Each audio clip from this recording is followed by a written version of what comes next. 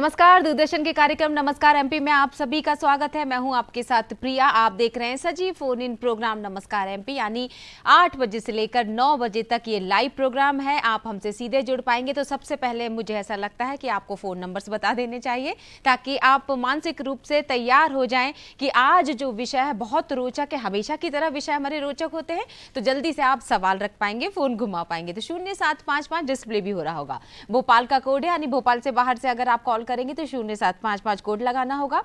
2660049 ये हमारा landline number है। आप निःशुल्क सेवा का भी इस्तेमाल कर सकते हैं। तो हमारा टोल फ्री नंबर है 1800-233-0040। इसी के साथ मैं सबसे पहले आप सभी का विशेष धन्यवाद करना चाहूँगी। आपके हमारा जो मेल आईडी, आपके इतने सारे फीडबैक आते हैं, इतने सारे मेल आते हैं, नए नए विषय आप सुझाते हैं, जिससे हमें एक नई दिशा मिलती है और एक नई राहें मिलती है। और हम कोशिश करते हैं कि आपके सारे विषय हम इसमें समाहित कर सकें हमारे सोमवार से लेकर शनिवार तक के नमस्कार एमपी में। तो आज के नमस्कार एमपी का भी विषय कुछ ऐसा ही है जो आप लोगों के द्वारा ही सुझाया गया था। दिन विषय सारी चीज़ें बहुत विशेष हैं। तो सबसे पहले मुझे लगता है स्वच्छता की मैं बात कर लेती हूँ आपसे पहले। तो स्वच्छता अभी 1 तारीख से जो शुरू हुआ, ये पखवाड़ा चलेगा दरअसल, और 2 अक्टूबर गांधी जी के जयंती विशेष ये हम स्वच्छता ही सेवा ये मना रहे हैं। यानी इस अभियान की शुरुआत 2014 से हुई थी और माननीय प्रधानमंत्री जी नरेंद्र मोदी जी ने 2014 को ये लाल किले की प्राचीर से इस बात की घोषणा की थी कि हम इस मिशन की शुरुआत कर रहे हैं और इसमें जन जन को जुड़ना है, क्योंकि स्वच्छता ही सेवा है। और इसी के साथ अब मैं आपको बता देती हूँ तारीख, यानी आज की तिथि, विचार, इतिहास क्या कहता है। तो शुरुआत तिथि के साथ।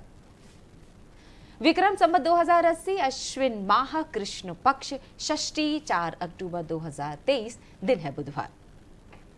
आप सभी का दिन बहुत अच्छा बीते, सारी चीजें जो आप चाहते हैं वो हो। दूरदर्शन परिवार ये शुभकामनाएं आपको देता है, आपकी सारी मनोकामनाएं पूरी हो। मनोकामना से याद आया, पितृ पक्ष चल रहे हैं, तो पितरों की शांति के लिए भी तो पूजा अर्चना की जाती है।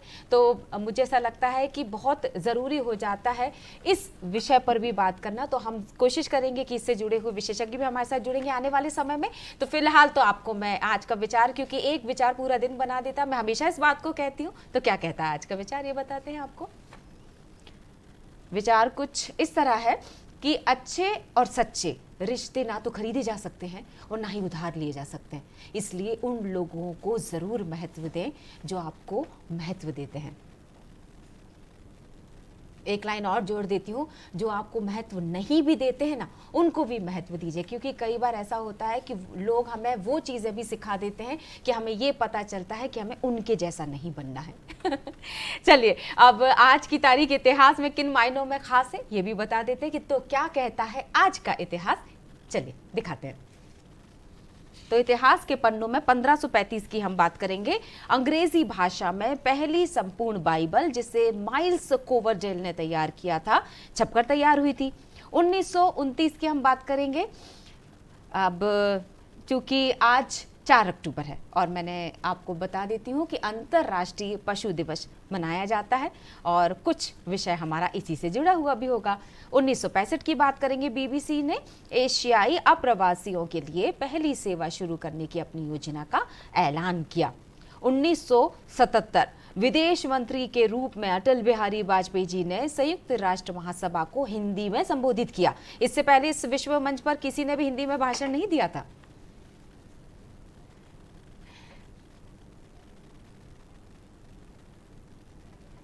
तो इतिहास के पन्नों में और बहुत सारी चीजें दर्ज थी, लेकिन ये खास ऐसे बिंदु थे जो आपका जानना जरूरी था।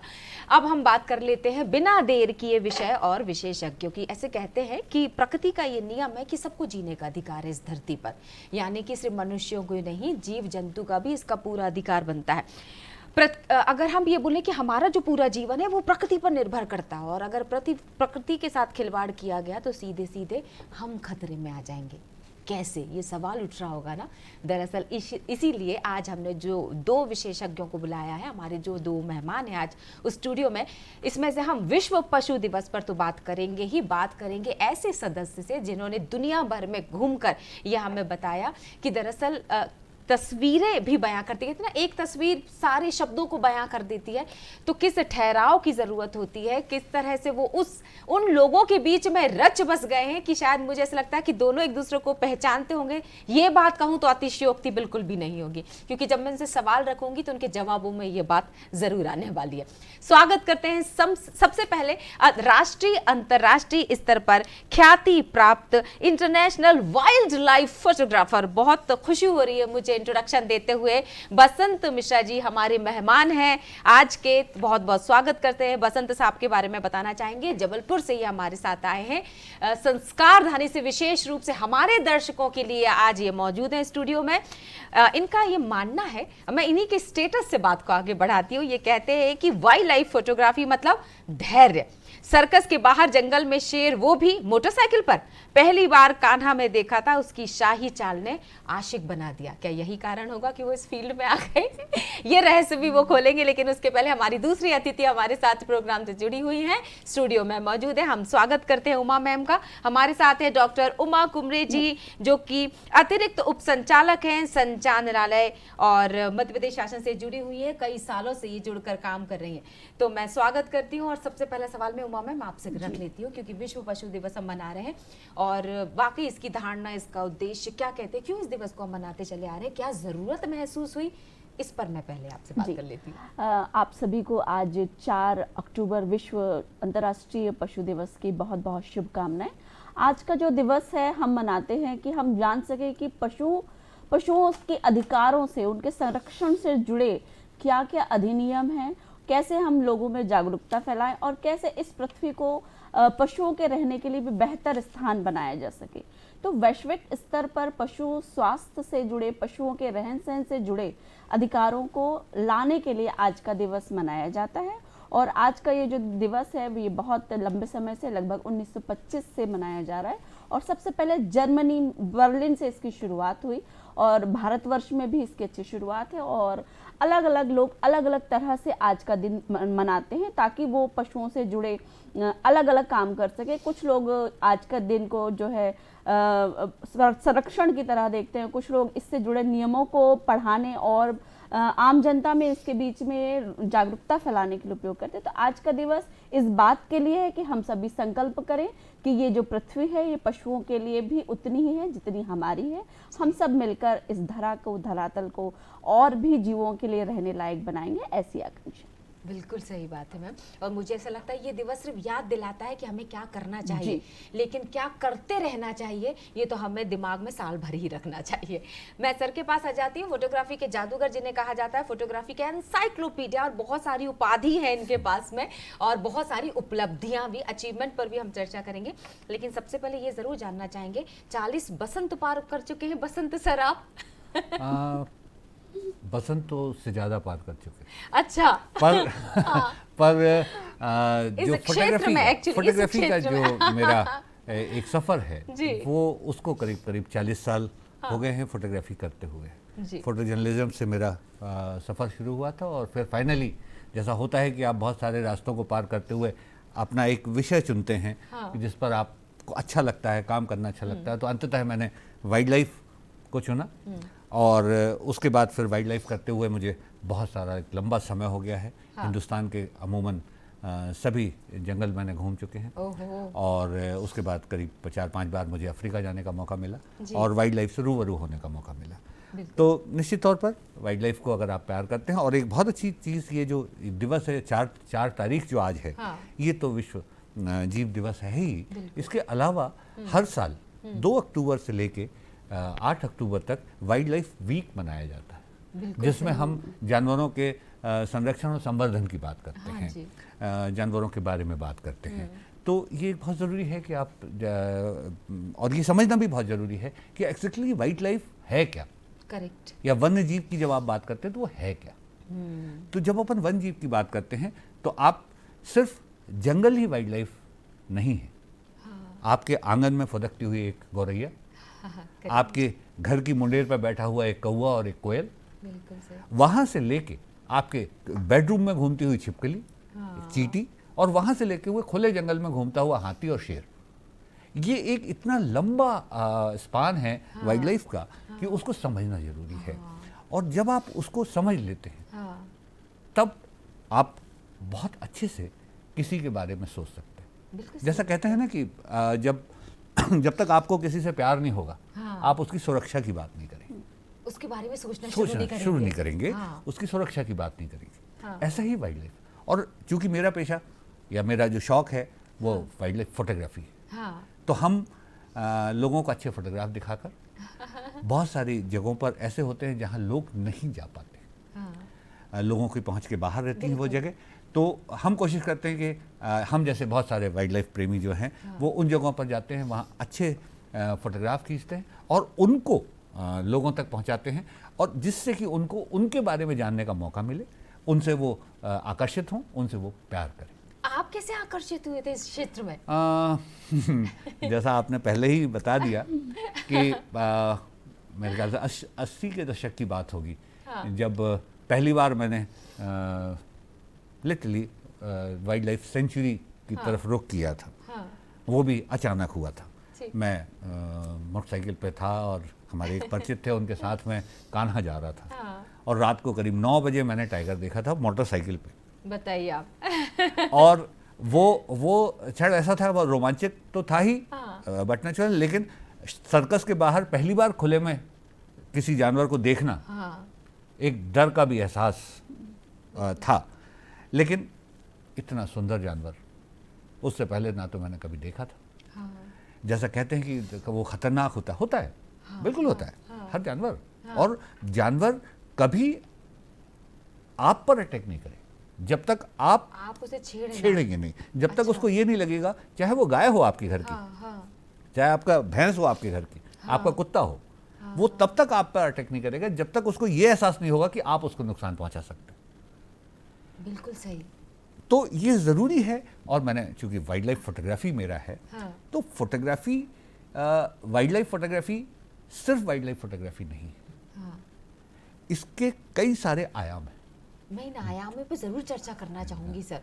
पहले मैम आपने जो बात कही ना, वो उससे एक सवाल जुड़ता है आपसे, क्योंकि एक सर्कल है, एक चक्र है, चींटी से लेके हाथी तक का जो चक्र है, अगर उस चक्र में से एक भी सदस्य गायब होता है तो सीधे सीधे हम पर बात चली आती है। मैं चाहूँगी इस सर्कल के बारे में ज़रूर आप दर्शकों को बताएं। जी, जैसा कि अभी हमने पिछले 2-3 वर्षों में कोरोना में भी अनुभव किया, हाँ, कि जिस तरह से हमारी पारिस्थितिकी तंत्र में, फूड चेन में और पूरे ग्लोबल लेवल पर चेंजेस आ रहे हैं, तो कुछ जो बीमारियां हैं विशेषकर वो एनिमल्स की या पशुधन की होती हैं जो मानव में आ रही हैं, मानवों से पक्षियों में।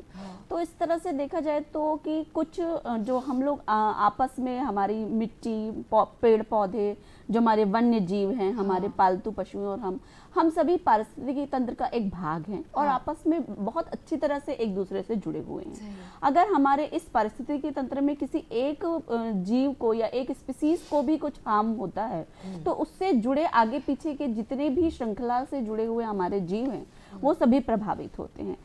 अभी हम, क्योंकि साइंटिफिकली देखा जाए तो जेनेटिक शिफ्ट एंड ड्रिफ्ट वाले फेज में है, कि कुछ जो फ्लोराज हैं, जो हमारे नॉर्मल तंत्र के जो हमारे विषाणु बैक्टीरियाज हैं, हम कह नहीं पाएंगे कि कौन सा जो बैक्टीरिया या कौन सा जो विषाणु है वो हमारा एनिमल ओरिजिन का है और कौन सा प्लांट ओरिजिन का है या कौन सा ह्यूमन ओरिजिन का है।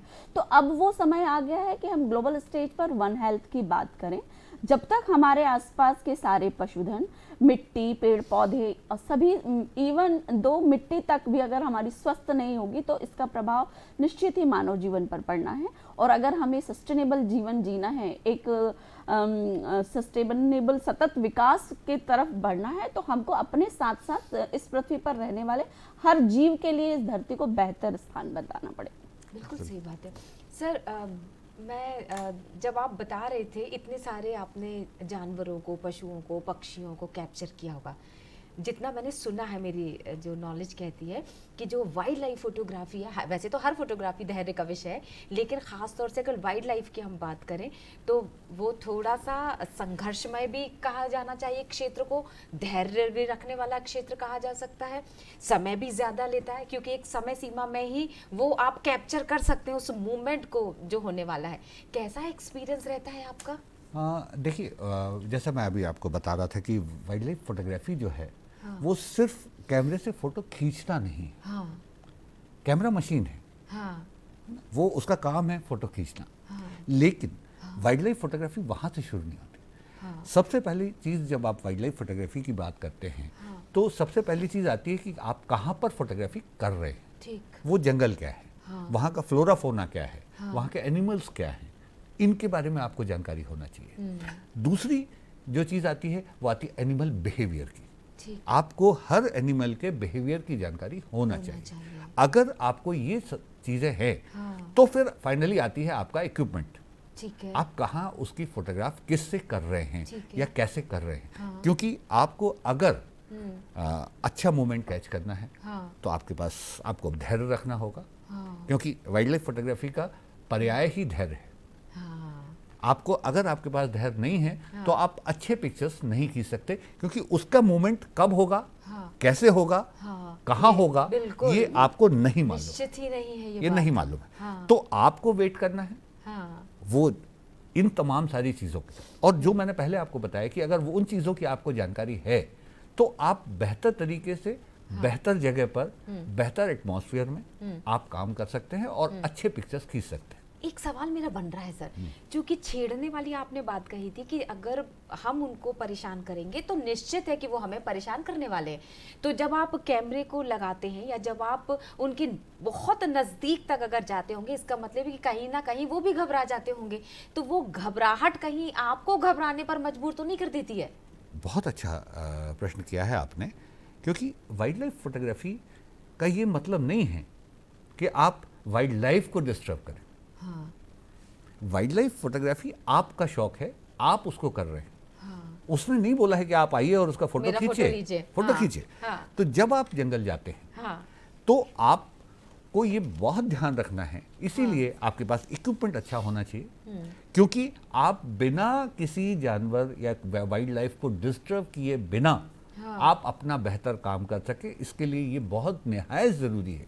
आप सेफ डिस्टेंस बनाएं, आप उनको बिना डिस्टर्ब किए आप, क्योंकि देखिए वो पशु है, पशु के अलावा अगर आप मानव की बात करें, अगर हम बिल्कुल आपके सामने बैठ जाएं और बहुत नज़दीक बैठ जाएं तो आपका पूरा आव भाव बदल जाएगा, असहज हो ही जाते हैं। बिल्कुल असहज हो जाएंगे आप।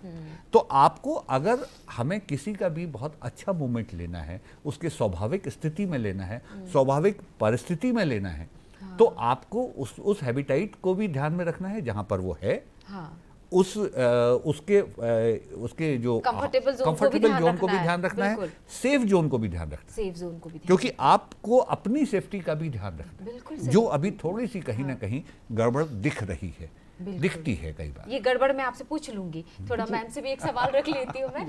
मैम, ये जो पशु क्रूरता की हम बात करते हैं, उसके संरक्षण संवर्धन की जब सर ने ये बहुत खूबसूरत जिक्र भी कर दिया था और मैं सवाल के साथ आपके पास आने वाली थी।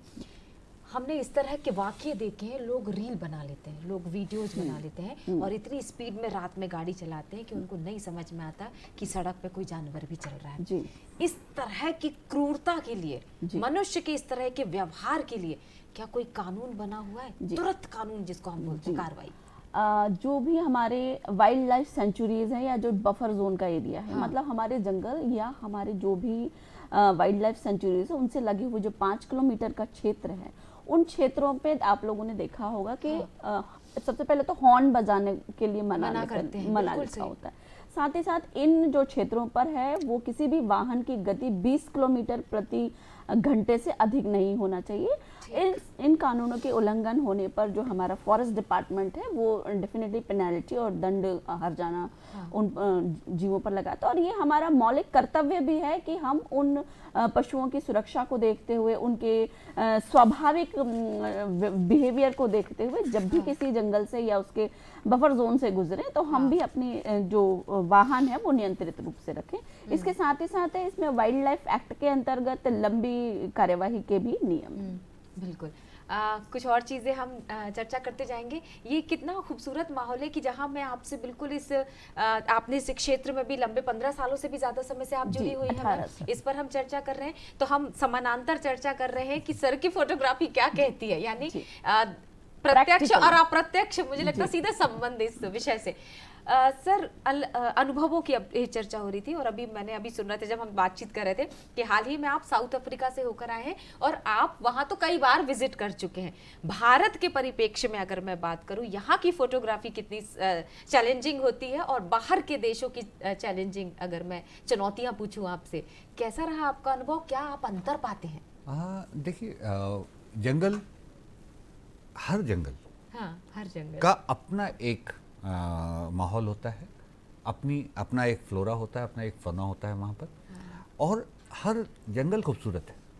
अगर आप मेरा हर एक से यही कहना होता है कि अगर आप वाइल्ड लाइफ से प्यार कर रहे हैं तो आप हमेशा जिस भी जंगल में जा रहे हैं, चाहे वो देश में जाएं चाहे विदेश में जाएं, आपको ये चीज़ पता होना चाहिए कि वहाँ क्या है, वहाँ का टेम्परेचर क्या है, वहाँ का फ्लोरा फोना क्या है, वहाँ का सराउंडिंग्स क्या है, इन सबको जानना जरूरी है। और ये अगर आपको पता होगा तो आप इंजॉय कर पाएंगे। बट नेचुरल है कि जो हिंदुस्तान के जो फॉरेस्ट हैं वो बहुत डेंस हैं, बहुत सारे फॉरेस्ट ऐसे हैं जो बहुत ज़्यादा डेंस हैं। वहाँ पर विजिबिलिटी कम होती है। सतपुड़ा के घने जंगल, मुझे ये याद आ गया। बिल्कुल। तो आप यहाँ पर जो होता है कि यहाँ जानवरों की विजिबिलिटी कम होती है। अफ्रीका में ये थोड़ा सा डिफरेंट है। चाहे आप मसाई मारा चले जाएं, या आप सेरेंगेटी चले जाएं, चाहे आप दूसरी जो वहाँ वाइल्ड लाइफ सेंचुरीज हैं वहाँ आप चले जाएं, तो वहाँ पर ग्रास लैंड्स हैं बहुत, जिनमें आपको बहुत दूर तक की विजिबिलिटी मिलती है। ये फ़र्क है और यही फ़र्क वहाँ के जानवरों में भी मिलता है। जैसे अभी भारत सरकार ने जो चीता प्रोजेक्ट लेके आए हैं, चीता प्रोजेक्ट को भी इतने दिन लाने में यही टाइम लगा, क्योंकि उसके हिसाब से आपको हैबिटेट चाहिए। चीता की जो स्पीड होती है वो 90 माइल की स्पीड होती है। और उसको दौड़ने के लिए उसको अगर आप कान्हा में छोड़ देंगे तो वो सर्वाइव नहीं कर पाएगा, क्योंकि उसको वो ऐसी ग्रास लैंड्स नहीं है। इसीलिए उन जगहों का चुनाव किया गया। मैन्युफैक्चरिंग ऐसी है जी, कि आपको उसके हिसाब से आपको वो चूज करना पड़ता है। तस्वीरें भी हम दिखा रहे हैं सर, इतनी खूबसूरत तस्वीरें, और अगर मैं गलत नहीं हूं तो ये आपके ही कैमरे का कैप्चर है। बिल्कुल, ये सारा मेरा ही खींचा हुआ है। और जैसा मैं बता रहा था आपको कि आप अगर जंगल की बात करें तो जैसा ये होता है कि जब आप, जैसे मैं सुंदरबन की बात करें, आप सुंदरबन का जैसे ही जहन में जिक्र आता है तो वहाँ लगता है कि वो जैसा अपन पढ़ते आते हैं कि वहाँ का जो टाइगर है वो मेन ईटर है। मेन ईटर है, वहाँ बहुत खतरनाक है टाइगर। तो आप एक फ्रेम लेके जाते हैं। आप जब बाकी जंगलों में जाते हैं तो आप जिप्सी से राइड करते हैं, आप जिप्सी से जंगल में जाते हैं, वाइल्ड लाइफ को देखते हैं, एंजॉय करते हैं। लेकिन ये चीज़ सुंदरबन में नहीं है। सुंदरबन एक डेल्टा है, वहाँ पर जो लैंड है वहाँ लैंड पे आप चलते ही नहीं, आपको पूरे टाइम पानी की बोट पे वाइल्ड लाइफ करना होती है। हाँ, वो पूरा डेल्टा है। तो आप, और टाइगर वहाँ थोड़ा सा रेयर है, साइडिंग भी रेयर है, लेकिन बाकी स्पीसीज बहुत हैं। वहाँ आपको जो आपके एक्वेटिक जितने भी वो हैं वो मिल जाएंगे, बर्ड्स मिल जाएंगे आपको बहुत। फिर उसके अलावा अगर आप प्रकृति से प्यार करते हैं तो आप सिर्फ जानवरों को टारगेट करके जंगल मत जाइए, अब जंगल को एंजॉय करिए। सुंदरवन में एक सबसे अच्छी चीज़ है कि वहाँ मैंग्रोव फॉरेस्ट है। और मैंग्रोव फॉरेस्ट जो है, वो जो मैंग्रोव का पेड़ होता है वो दलदल ज़मीन में होता है। और आप कोई भी पानी में या दलदली ज़मीन में आप झाड़ लगा देंगे तो मर जाएगा वो, क्योंकि पानी रहता है। मैंग्रोव एक ऐसा प्लांट है जिसकी रूट जो होती है वो ऐसी बाहर होती है, पानी के बाहर होती है, जहाँ से वो ऑक्सीजन लेता है। और ये फॉरेस्ट आपको वहाँ पर जो फॉरेस्ट है, ये 60-60 फीट के ट्रीज हैं वहाँ पर मैंग्रोव के, तो उसको एंजॉय करिए, आप उस एटमॉस्फेयर को एंजॉय करिए। आप एक चीज याद आ रही सर, जैसे लोगों की प्रकृति अलग, प्रवृत्ति अलग होती है, ऐसी प्रकृति की भी अपनी प्रवृत्ति होती है। बिल्कुल, हर जगह का अलग है। कान्हा को अगर आप ले लें, कान्हा आपके मध्य प्रदेश में जितने भी पार्क्स हैं हमारे, कान्हा एक ऐसा पार्क है जो इंटायर ईयर ग्रीन रहता है। बाकी आप गर्मी के समय में आप बांधवगढ़ चले जाइए, पैंच चले जाइए, पन्ना चले जाइए, तो आपको वहाँ ड्राईनेस मिलेगी, क्योंकि वहाँ टीक फॉरेस्ट है जो गर्मी में ड्राई हो जाता है। कान्हा में साल फॉरेस्ट है, और साल का जो पेड़ होता है वो साल में 2 बार उसमें लीव्स आती है। तो जब बाकी जगह पूरा जंगल जब ड्राई होगा तो वो लश ग्रीन होगा। क्या बात है। तो ये फर्क होता है। तो इनकी जानकारी अगर आपके पास है तो आप बहुत अच्छे से काम कर सकते हैं और इन बेहतर कर चीजों को सकते जब हैं। आप तस्वीरों में उतारते होंगे तो हम जैसे लोग जो अभी आज आपको सुन पा रहे होंगे, हमारे दर्शक, और मैं अनुरोध करूंगी कि फोन कीजिए, सवाल कीजिए इन दोनों से। ये कितना खूबसूरत मौका है सीधे जुड़ने का। और मैम आपसे ज़रूर मैं चर्चा करना चाहूँगी इस सवाल जो जब सर बता रहे थे ना, तो मुझे लग रहा था कि जब इनको आज़ाद छोड़ दिया जाता है, इनकी दुनिया में जब हम प्रवेश करते हैं, क्योंकि जंगल का भी अपना एक कानून होता है, तो उन्हें ना छेड़ा जाए तो बेहतर होगा। लेकिन आजकल चाहे हम पेट्स की बात करें, जंजीर डालकर रख देना, पिंजरे में पक्षियों को रख देना, क्यों? क्योंकि शायद ये एक स्टेटस सिंबल भी हो सकता है, शायद हमारे सुकून के लिए हम उन्हें कैद कर लेते हैं। इस पर जरूर मैम आप दर्शकों का मार्गदर्शन कीजिए। जी, जैसा कि अभी सर बात कर रहे थे, इसमें मैं थोड़ा और स्पेसिफिक बात करना चाहूँगी कि जैसे कुछ एनिमल्स को हम इंडस्ट्री पर्पस से कैद करते हैं।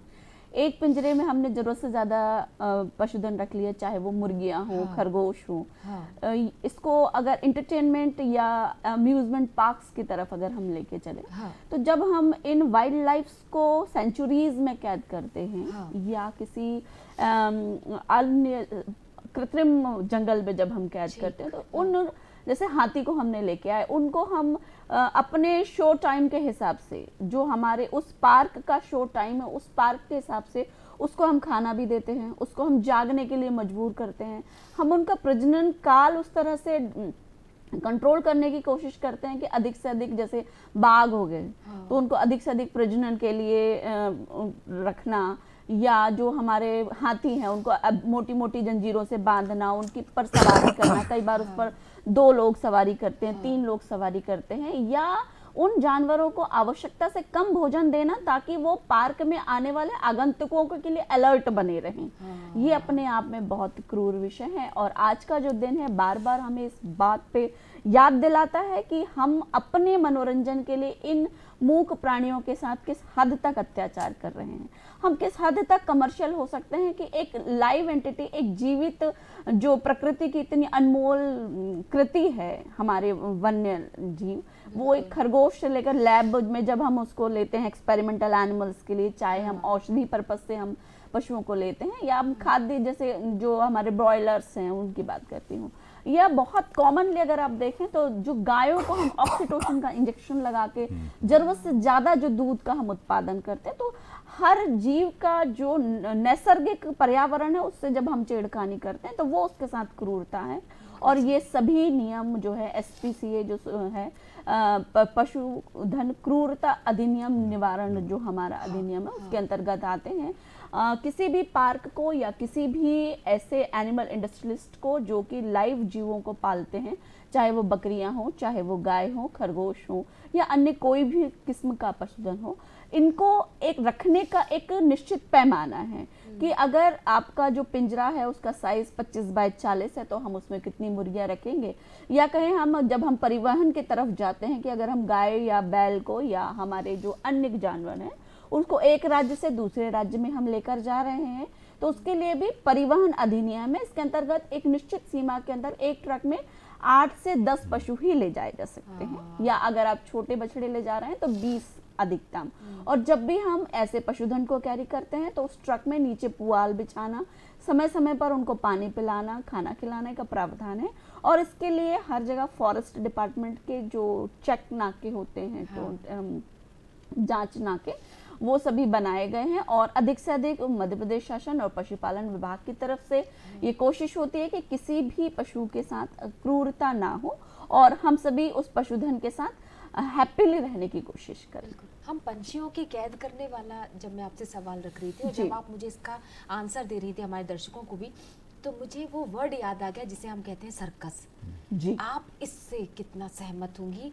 क्या काम किया जा रहा है सरकार की तरफ से इस क्षेत्र में ताकि उनकी रोजी रोटी भी चलती रहे और हम दूसरे जो पक्ष है उसको भी बचा सकें? जी, जहाँ तक मैं अपने बचपन में याद करती हूँ तो उस समय अपोलो सर्कस 1980s 90s में आया करता था, और उस समय हम सर्कस में शेर, हाथी, बंदर और अलग अलग तरह के मिट्ठू और पक्षी देखा करते थे।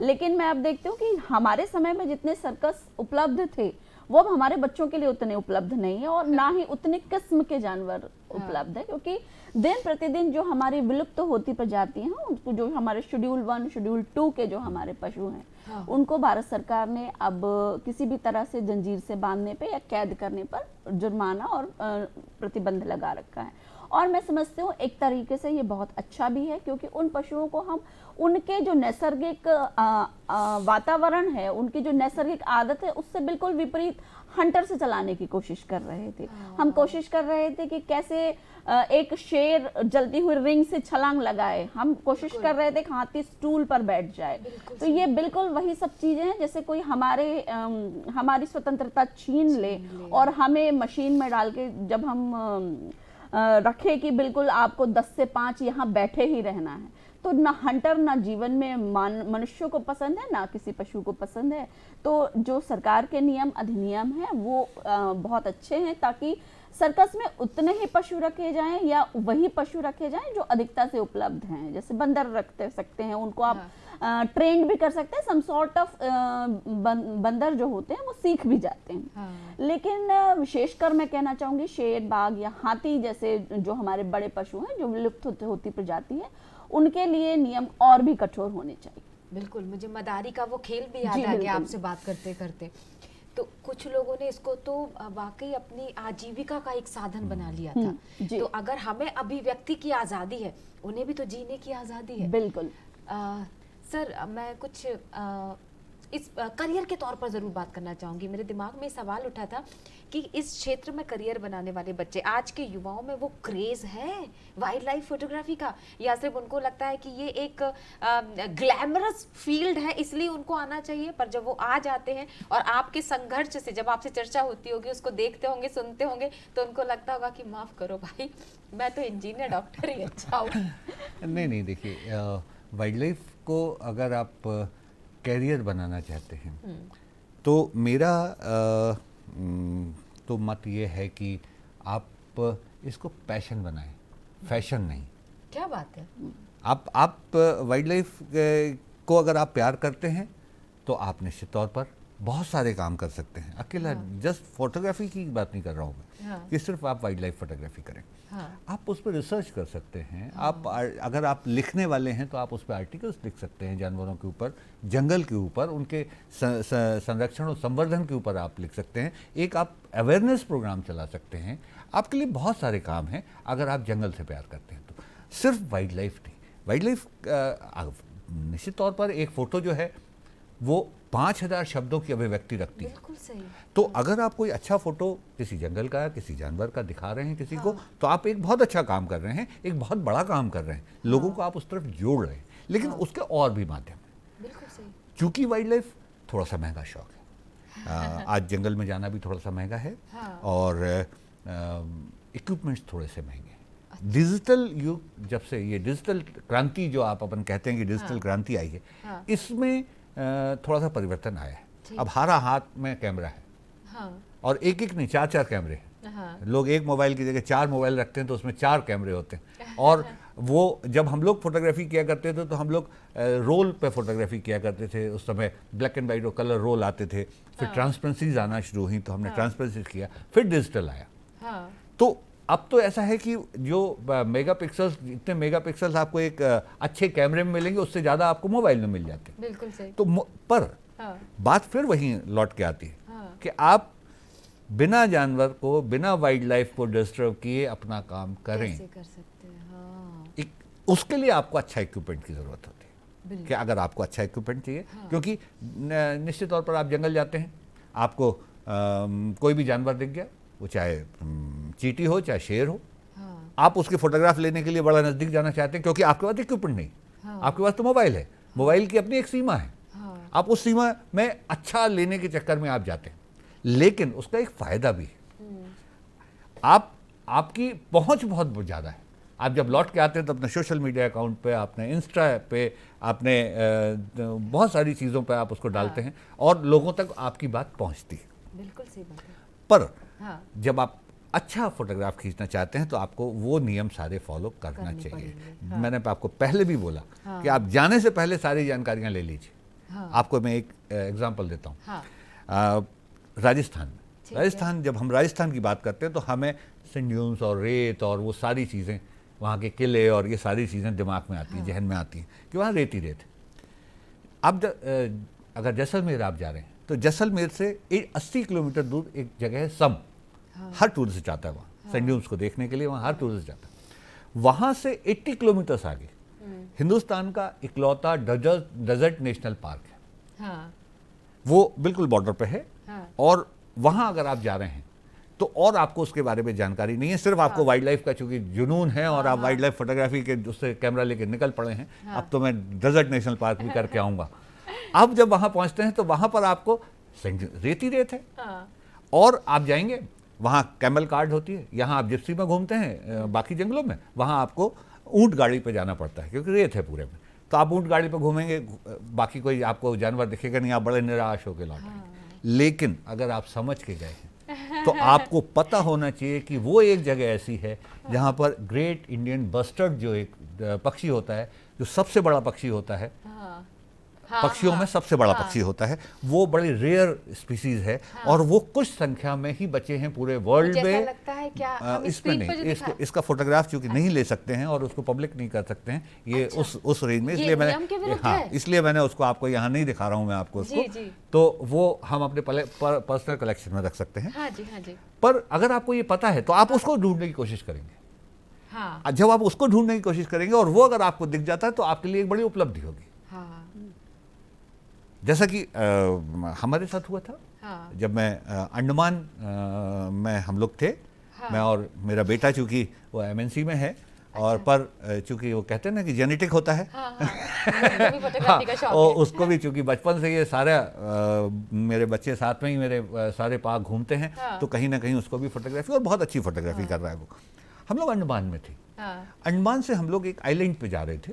कुछ अंडर वाटर फोटोग्राफी करनी थी मेरे को, तो हम लोग एक आइलैंड पे जा रहे थे। तो जब हम शिप के लिए एक जेट्टी पे खड़े हुए थे तो अचानक ऐसा हुआ कि एक पक्षी हमें उड़ता हुआ दिखाई दिया। अच्छा। तो मेरा बेटा बोला कि पापा ये कुछ अजीब सा पक्षी दिख रहा है। तो मैंने कहा शूट करो। तो उसने उसको शूट किया। अच्छा। उसको शूट करने के बाद हम लोग आगे चले गए।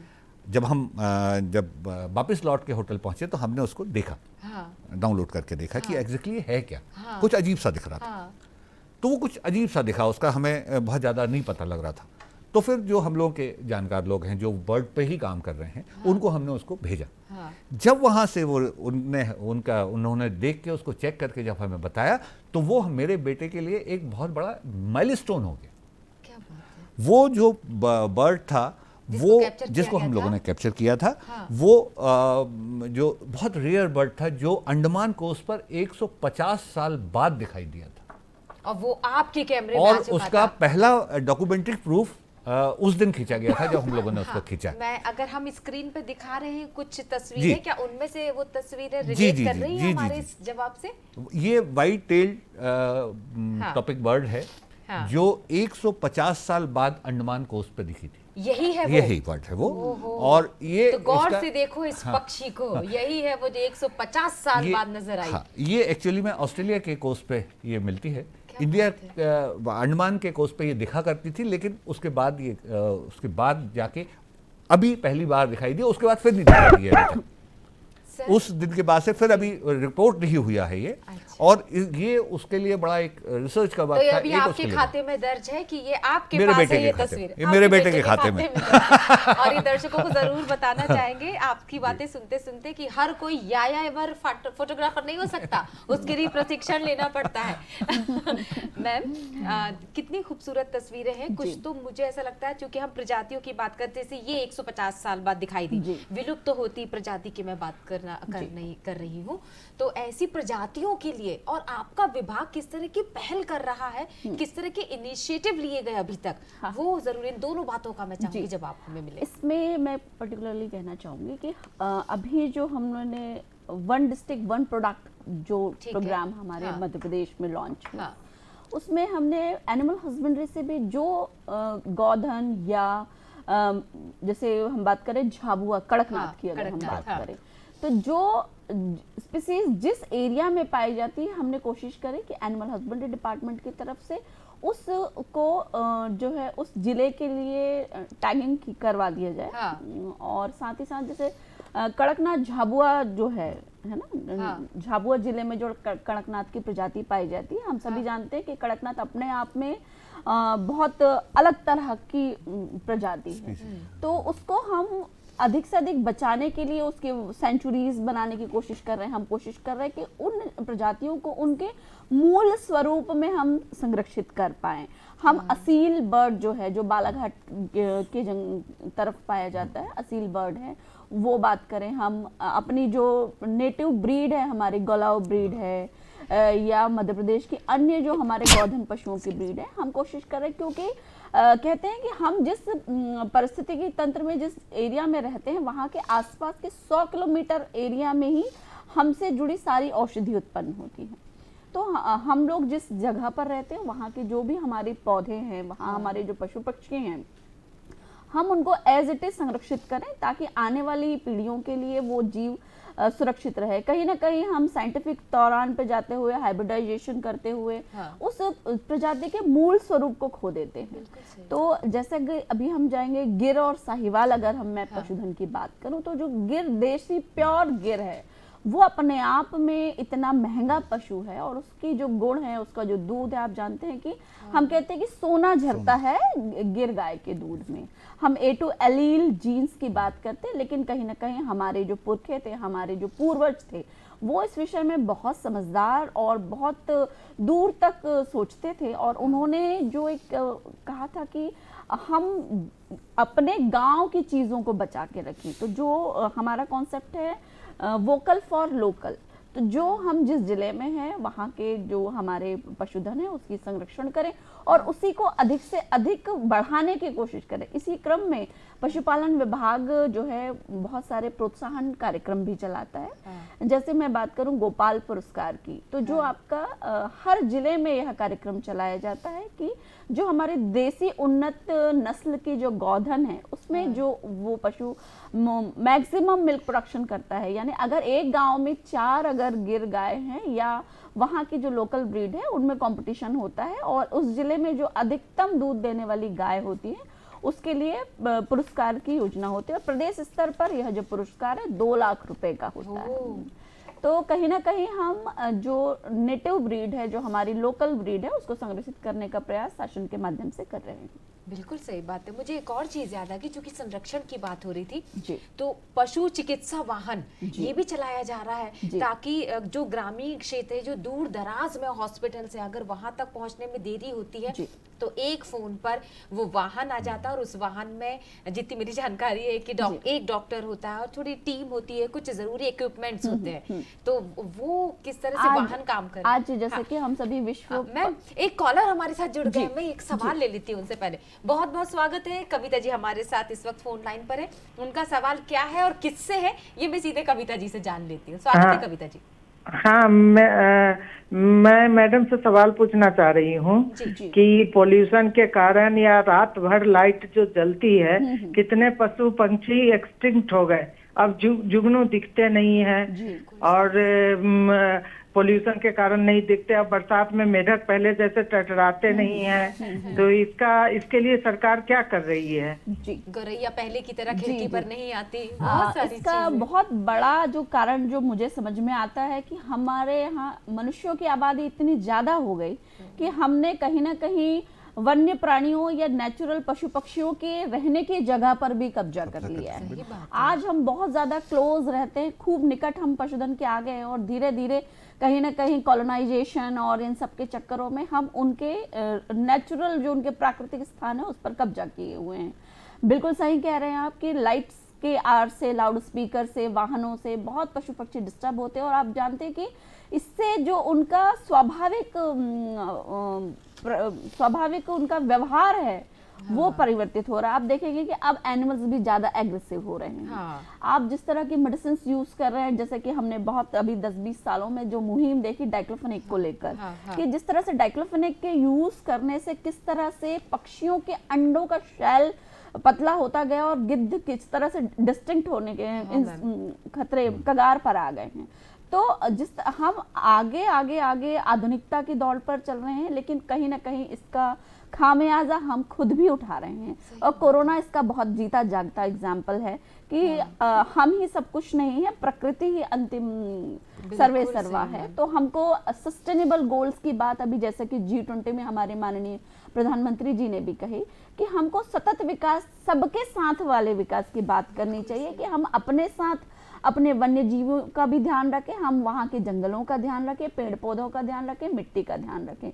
जब तक हम अपने आसपास के सभी कारकों का ध्यान नहीं रखेंगे तो सिर्फ मनुष्य अपना विकास करके जीवित रह नहीं पाएगा। तो अब वो समय आ गया है कि हमको अपने व्यवहारों में, अपनी जो साइंटिफिक प्रोसेस है उसमें हम सबको ध्यान रखना चाहिए कि हमारी किस मेडिसिन को प्रोलॉन्ग यूज करने से किस जीव पर कैसा प्रभाव पड़ रहा है।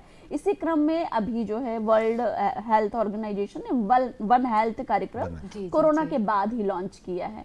इसमें हम पशुपालन विभाग, स्वास्थ्य विभाग, एग्रीकल्चर, फॉरेस्ट, हम सभी मिलकर यही प्रयास करते हैं कि किस तरह से आपस में मिलकर ऐसे अप्रोचेस, ऐसी पद्धतियों को और अधिक बढ़ावा दिया जाए जिससे सब किसी जीव को कम से कम नुकसान हो और हम भी बेहतर काम कर सकें। बिल्कुल, वो जो शब्द या जो वाक्य कहा जा रहा है, सबका साथ सबका विकास, वो दरअसल इस दिवस पर भी बिल्कुल सटीक बैठता है प्रकृति के साथ। इस लाइन को हम अगर बोलें, सर ये जो संरक्षण की अभी हम बात कर रहे हैं, आप कितना सहमत होंगे सरकार के इन प्रयासों पर, इन पहलों पर, इन योजनाओं पर?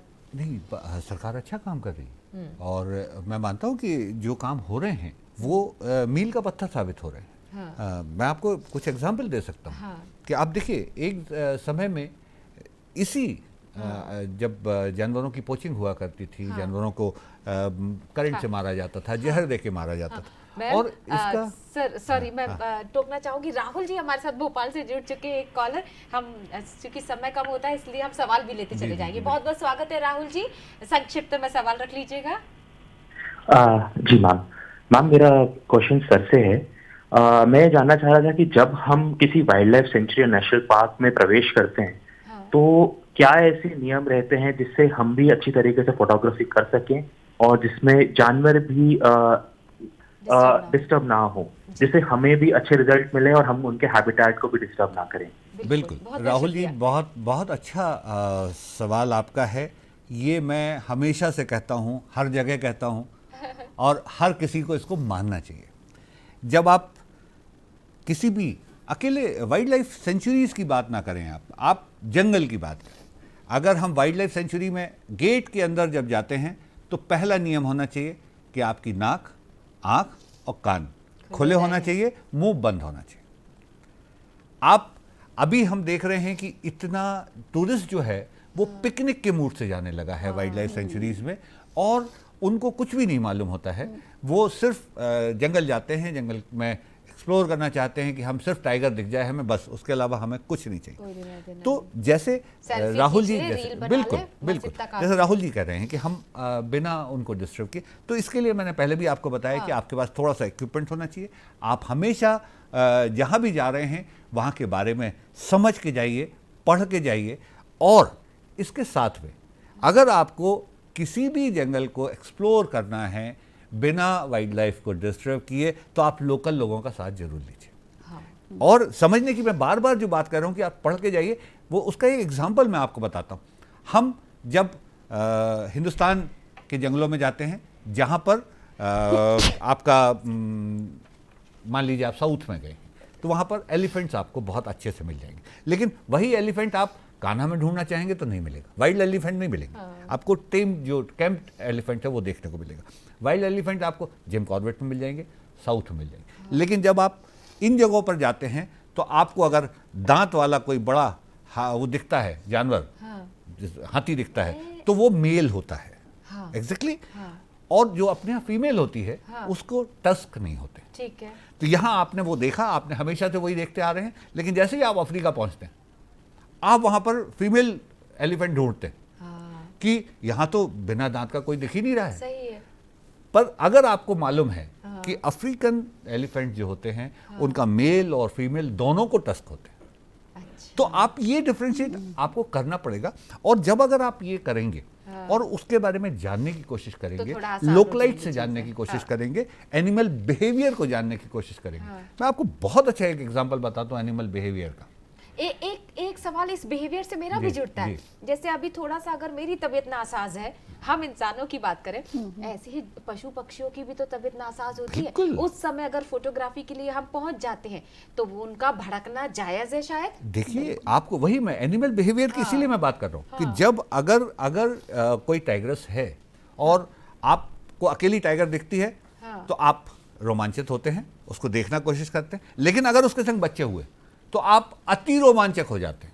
सही बात है। और उन बच्चों को और उस टाइगर को कैप्चर करने के चक्कर में आप बहुत पास तक जाने की कोशिश करते हैं, जो सबसे खतरनाक है। अगर बच्चे टाइगर्स के साथ में अगर उसके बच्चे हैं तो वो टाइगर को भी पास नहीं आने देती है, वो इतनी फरोशियस होती है। अगर आपने उस सीमा को लांघा सुरक्षा की, जो आपकी सुरक्षा के लिए भी है उसकी सुरक्षा के लिए भी, वो एक बहुत पतला एक लाइन होती है, अगर आपने उसको क्रॉस किया तो वो उसके लिए भी खतरनाक है और वो असुरक्षित होगी तो वो आपके लिए भी खतरनाक है। इसीलिए एनिमल बिहेवियर की बात करना चाहिए। आप काजीरंगा जाएं, बहुत इंटरेस्टिंग, मैं आपको बताता हूँ। काजीरंगा में आप राइनो देखते हैं, ठीक है, वहां पर शायद एक पिक्चर भी होगा, शायद वो एक फ्लावर का पिक्चर है। अच्छा। जो मैं दिखाना भी चाहूंगा सबको। जी जी। वहां पर एक मैं जब घूम रहा था तो जैसा मैं कहता हूं कि लोकलाइट्स से आपको समझना चाहिए कि वहां क्या क्या की है। बात कर रहे हैं इन चीजों जी की? जी। ये जो आपको फ्लावर दिख रहा है, ये जब मैंने वहां पूछा उससे कि मैंने कहा ये बड़ा सुंदर सा फ्लावर है, ये क्या है, तो उसने कहा ये राइनो फ्लावर है। ठीक है। मैंने पहली बार सुना कि ये राइनो फ्लावर क्या होता है। राइनो तो दिख रहे हैं मुझे, लेकिन ये राइनो फ्लावर क्या होता है। तो फिर पता लगा कि जो राइनो है वो 6 महीने जब एक ही जगह पर डंग करता है और जहां पर वो पॉटी कह लीजिए आप उसको या उसको आप गोबर कह लीजिए, जो भी आप कहना चाहें, वो जहां करता है वो कहीं भी घूमेगा, लेकिन आके वहीं पर वो उसको करेगा। तो ये जो फ्लावर है, ये जो वो खाता है सर, वो बीज के रूप में जब निकलता है तो ये सुंदर सा एक फ्लावर होता है, उसका नाम वो पड़ता है। इतना बृहद विषय है ये, इतना बड़ा बृहद विषय, इतना बड़ा क्षेत्र है ये कि जिस पे चर्चा करती चली जाऊं तो सुबह से लेकर शाम तक हम बातें करते चले जाएंगे और सिर्फ सुनते चले जाएंगे आपको। लेकिन अंतिम हम क्षणों में हैं और मैम आपसे एक सवाल रख ली थी, कुछ नई तकनीकें भी जोड़ी गई हैं, अगर मैं संक्षिप्त में इस सवाल का जवाब आपसे ले लूं तो जी मैसेज के तौर पर ये हमारा जवाब हो सकता है आपका। अंतिम जो है समअप करने के समय में मैं यही कहना चाहूंगी कि आज के दिन हम संकल्प लें कि हम अपने स्वास्थ्य और अपने सहजता का जितना ध्यान रखते हैं, हम अपने आसपास के पशु पक्षियों का भी उतना ही ध्यान रखेंगे। और टेक्नोलॉजी के ज़माने में आप वेटनरी डिपार्टमेंट भी कॉल सेंटर एक फ़ोन कॉल की दूरी पर है, जैसा अभी आपने कहा। हमारे मोबाइल वेटनरी हॉस्पिटल्स की तरह पे मोबाइल वैन्स हमारे पूरे मध्य प्रदेश में संचालित है, जहां का कॉल सेंटर नंबर है 1962। इस नंबर पे कॉल करके हमारे दर्शक किसी भी पशु के साथ होने वाली क्रूरता के लिए पशुपालन विभाग की सेवाएं ले सकते हैं। बिल्कुल याद रखिएगा, बेजुबानों की भी अपनी जुबान है। वो एक जो डायलॉग हमेशा सुनते चले आ रहे हैं, बोलते चले आ रहे हैं ना कि जियो और जीने दो, कुछ इसी मूल मंत्र को अपनाना होगा। और इसी संदेश के साथ बहुत बहुत शुक्रिया करती हूँ मैम, हमारे साथ डॉक्टर उमा मैम थी, बसंत सर थे, और एक बार फिर से यही महफिल जमेगी और बहुत सारी जानकारियाँ आपसे लेने के लिए हम फिर से मिलेंगे। तब तक के लिए आप खुश रहिए, स्वस्थ रहिए। नमस्कार। एम प्री में मुझे यानी प्रिया को दीजिए इजाजत। नमस्कार।